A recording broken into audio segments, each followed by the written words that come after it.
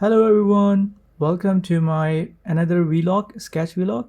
Today I'm going to sketch with watercolors, and what I usually do with the sketching with watercolor, I treat all of my mediums, different sketching mediums, in the same way that I treat my drawing pencil. Because when I first started sketching with watercolors, the limitation hits me like I don't know how to use watercolors. What paper should I use?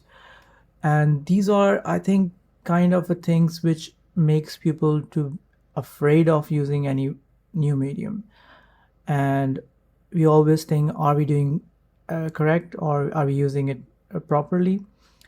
And if you treat your any medium, for instance, like watercolors, as you treat your pencils, it becomes very fun, and you will understand the process of using those watercolors very easily.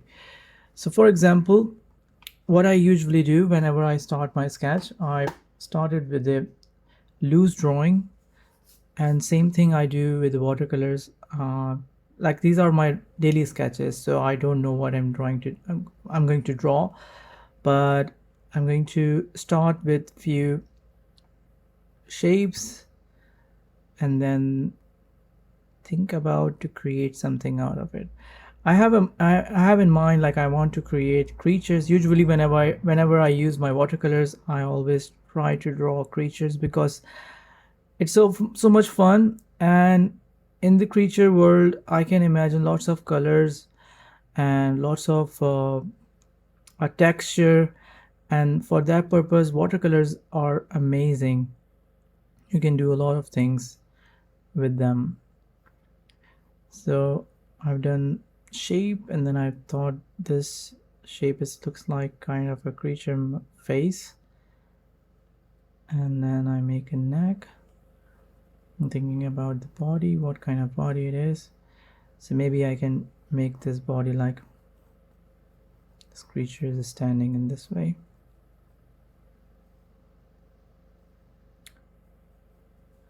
And the feet is maybe somewhere longer, like this.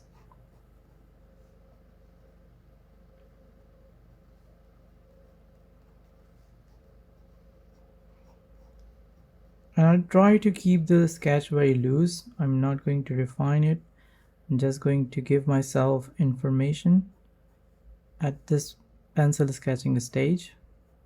Once I will done this pencil sketching stage, I will move towards the inking. So there are a few things I usually do. Usually I like, sometimes I sketch with pencil and directly go into watercolors and then finalize the watercolor painting. So there is only two stages, like pencil sketch and watercolor. Sometimes I like to use fine liners or waterproof ink to sketch out all of the artwork, and then later on start coloring. For example, these these all are pigmented ink. So pigmented ink means like um, they are water resistant, fade resistant. Pigment ink is very high quality ink, and it's used in comic book illustration. People use it because they can go over with markers and watercolors also, to start with colors or shading. So you can use that, or you can use some brush pens, because some of them also have pigmented ink. This one have this kind of ink, but you have to be careful what kind of ink those pens are using. Sometimes, for example, this is Staedtler fine liner, and they are not using pigment ink. So in this case, when you're going to draw the fine line on your sketch and you go over with watercolor, this ink will dissolve and it will mess up your colors. So for today's work, let's sketch out this with the fine liner to make it more proper. So I have a very loose idea of this creature now.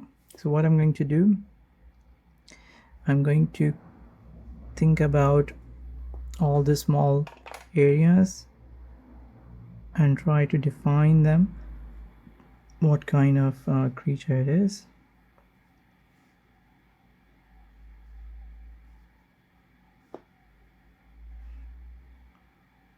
This is a very fun part where you can play with those doodles and try to define them.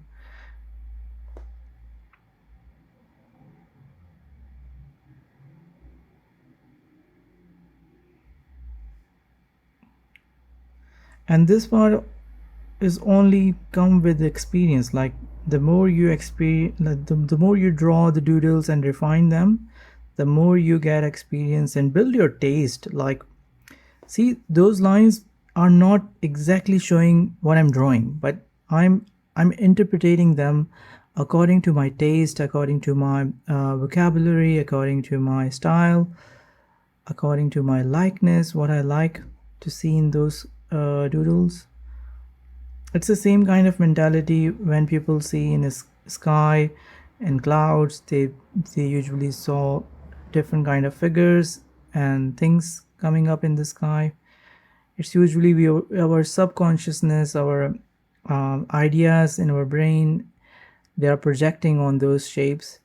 So same thing happening here. In those doodles you are projecting your ideas, and those are a little bit more defined as compared to the sky and the cloud.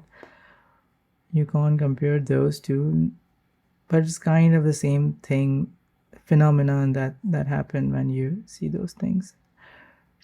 Okay, so see, I'm thinking about what kind of hands I should give him, and the legs are looking very furry, so I'm going to keep it that way. I like the furriness of the legs. It feels like the whole legs are made out of fur or feather.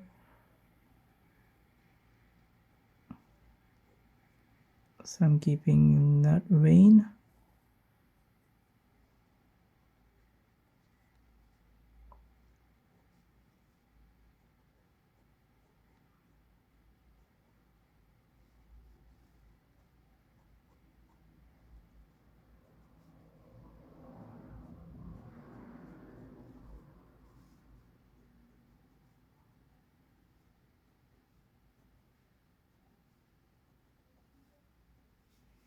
So once I done with that sketch, with the finer lines, I will go with the start working with watercolors. But before I start with watercolors, I have two different routes, two different methods that I've discovered throughout my sketching experience with the watercolors. One of one of the thing that I tried and it works very well is to sketch shadows first. So for example, I'm going to pick up some nice shadow color. Usually I use purple color for shadow. It works very nicely with the, where is my purple color? Okay, I think that one is purple, yeah. And I mix it with the red to make it nice.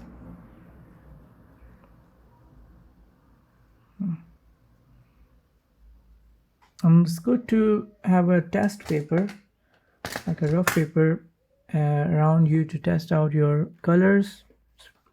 Let me just see if I have any paper there. Yeah.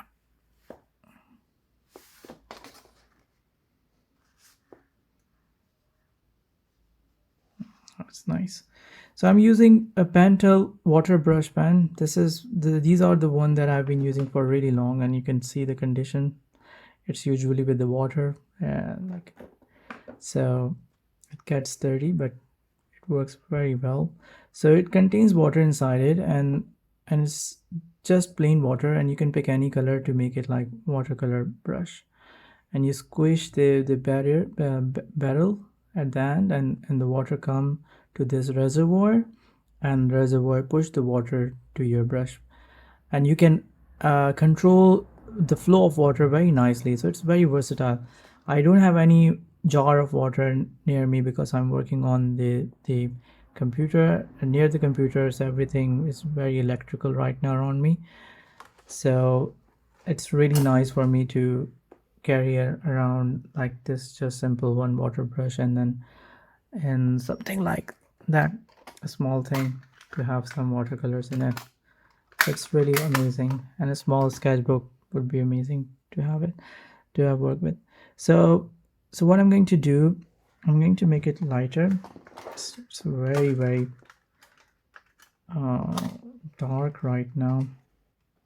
So how can I make it light? I can squish it and then bring some more water in my brush.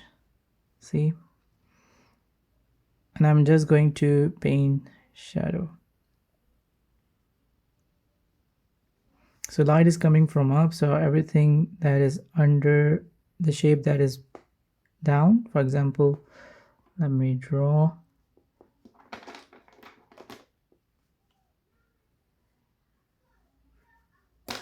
Let's say this is a sphere, so if the light is coming from the top, so you have everything is going to go under the shadow.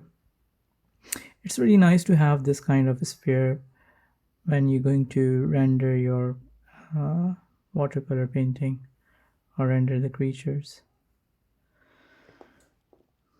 So it will remind you where you need to add the shadow in the form.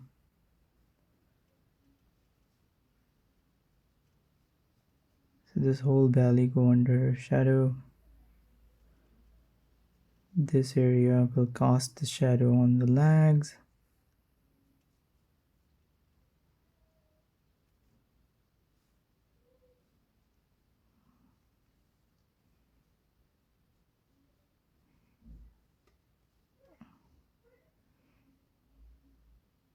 So the color, the shadow colors are very light at the moment, and it will become very fade like when I'm going to put the layers of like colors, the actual color of the creature. You might not see these shadows because they are going to cover up within the local color of this creature. So you might just see the local color. But why it's important? Because it will give you the idea of like the 3D-ness of this form. So let me clean my brush.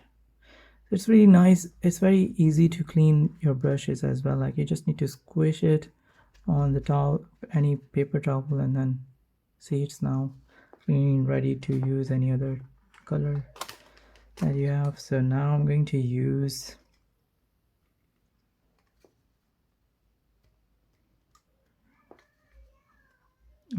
some muddy color, and no, let's make it very colorful.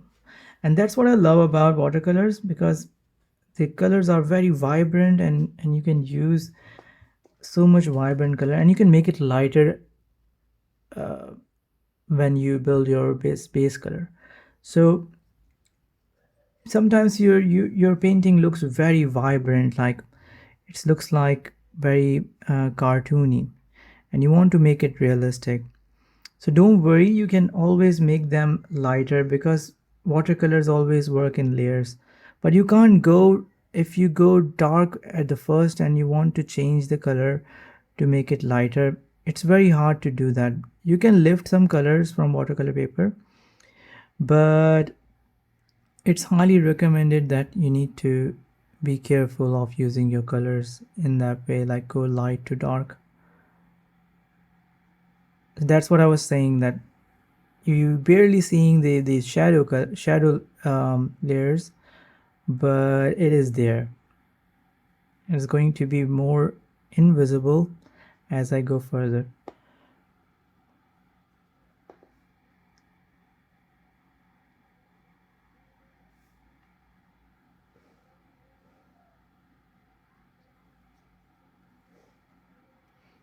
So maybe I can play with the green color or add some greens in the arms and legs. Let's see if it's working. I don't like that green color. So the good thing about watercolors, you can lift it when they are wet. So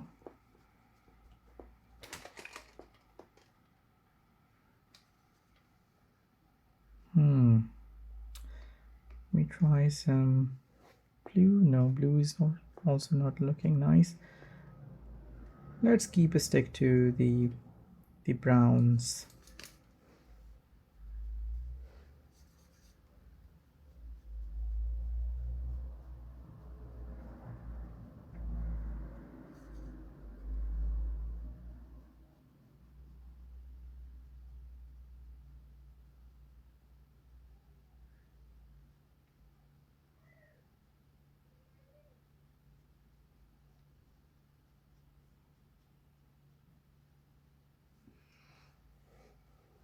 Okay.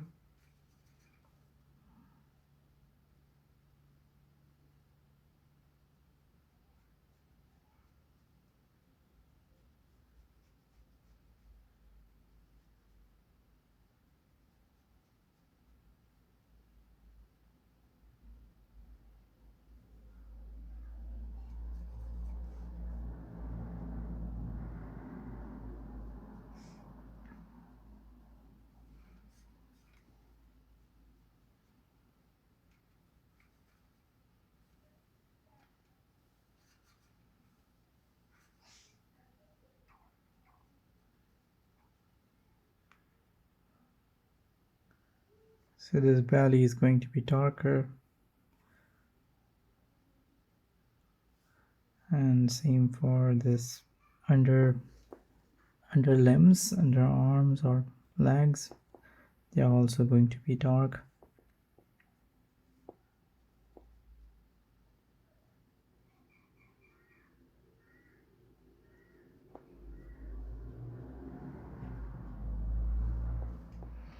And now for making it more prominent, like more enhanced, I can add a second shadow layer. So now I have filled up the base of base color layer. So I'm making this purple. Can you see this purple a little bit more darker and muddier, not pure water purple color. I'm making it like this much. So in this way I can go more sharper areas more. Okay, so now I'm putting the darkest dark here in the shadow area.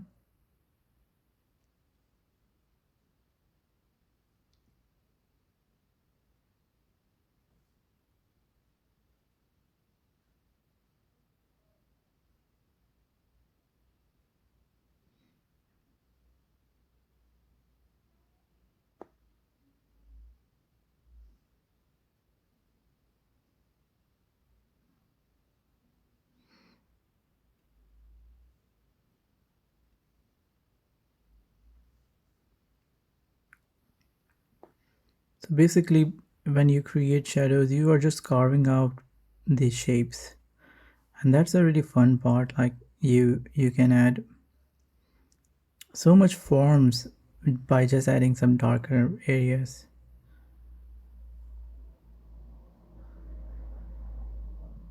Since we mark that this is going to be our shadow, if we have a spherical form here, so we're going to follow this rule. So in this way all of the shadows are in place, in correct position, in correct place.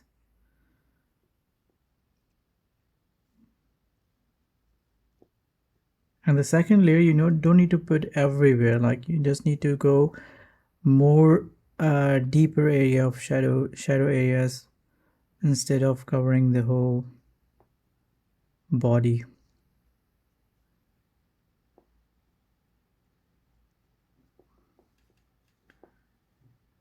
And after this you can go one more time, like more darker color, and then go more deeper areas and smaller areas.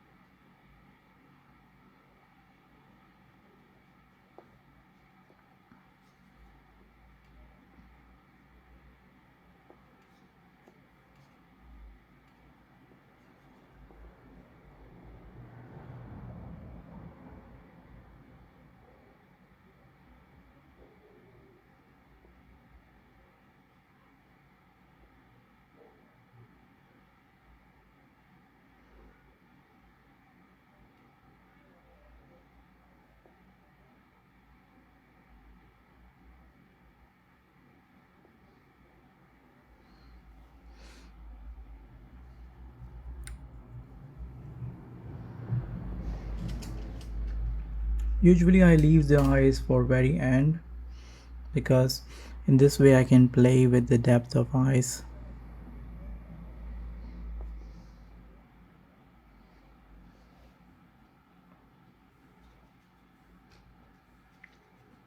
And adding little bit hints of background color, it really makes the character pop out. And you don't have to put everywhere. It can be vignette.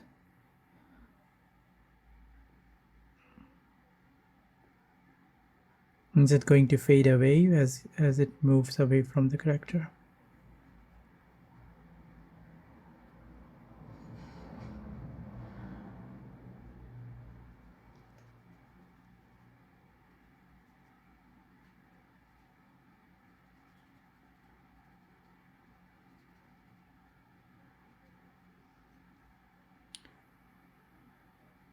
So I hope you learned something out of this small video, short video. It's not short. I think it takes 15. Oh no, 18, more than 18 minutes. So I hope you like this. If you learn from this, please let me know in the comments. Please like and share and subscribe as well. I will see you in the next one. And in the next video, I'm going to try to do the different method, like without making the shadow and going with the different colors and applying those colors directly. And I'm going to also try without fine liner. That was also very fun because you don't know which area you need to cover, and then you literally sculpting with watercolors and then making those shapes and defining those shapes. So I hope you like this. See you in the next one. Thank you.